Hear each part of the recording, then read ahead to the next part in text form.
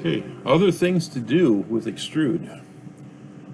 We know that Extrude, typically you do a sketch. You can also do face edges. Pick a face, it'll extrude that face up.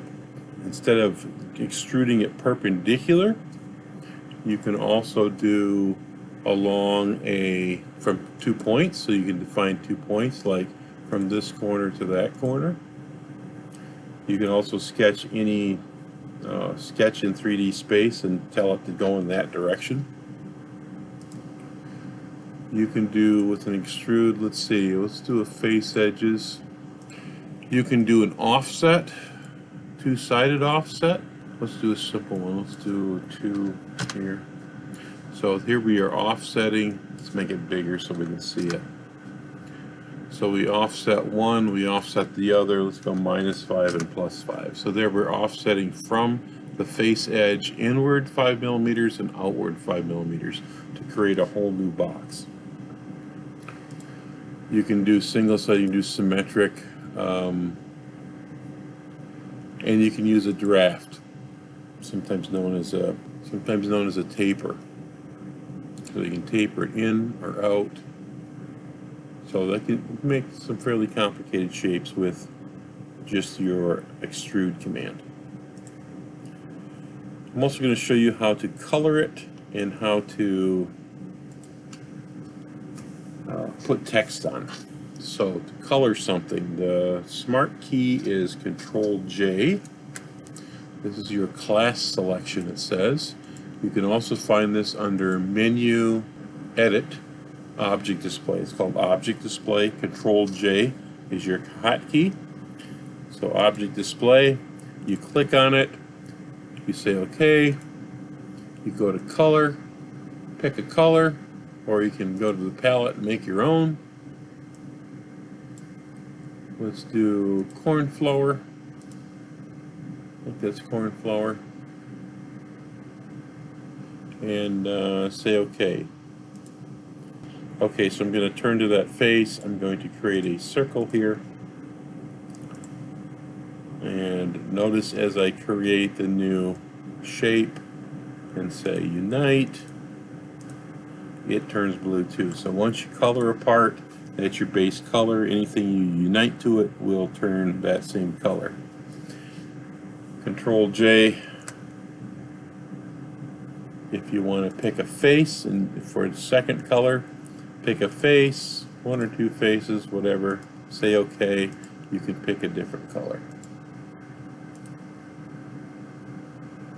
You can also use translucency.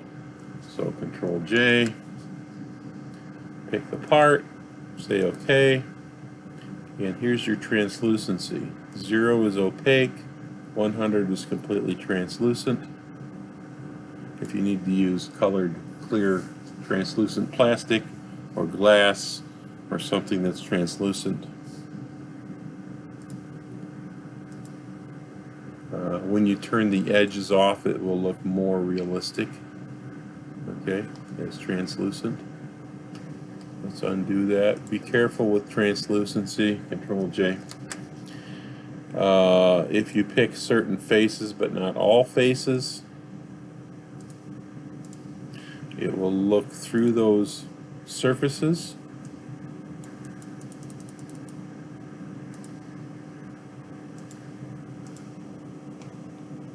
Okay, even though it's solid inside, it looks like it's hollow inside, so be careful with that.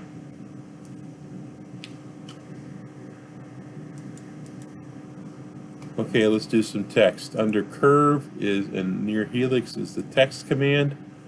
Let's see, now I think on this I usually pick a face, click on a face. It needs to select a curve that it puts the text along. This could literally be a curved edge or just a straight edge, so let me pick like the bottom edge here. There you see our text. So if this is Acme something or another, model number,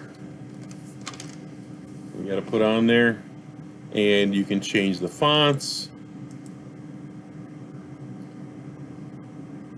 You can change the height. You can change the location. change the width. Extrude, we could extrude this outward as text, and usually if it's text on a part, it's very small, like 0.5 millimeters outward or inward. If you want to go subtract it, you can go like -1 millimeter inward.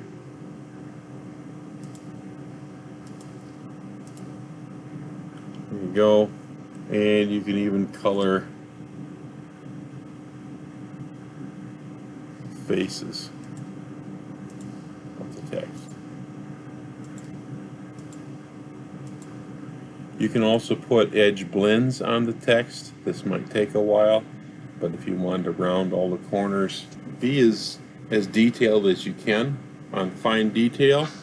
The really fine detail is what really makes your project, you know, pop when you do a rendering of it. If you have a lot of fine detail, that's when it really starts looking real. So after I did this, then you can do rendering. Rendering, true shading would give you a rendering. Before you do that, you should typically turn off your shaded edges. Then you do your rendering. You might want to right click and hide anything that's you don't want in the picture, okay?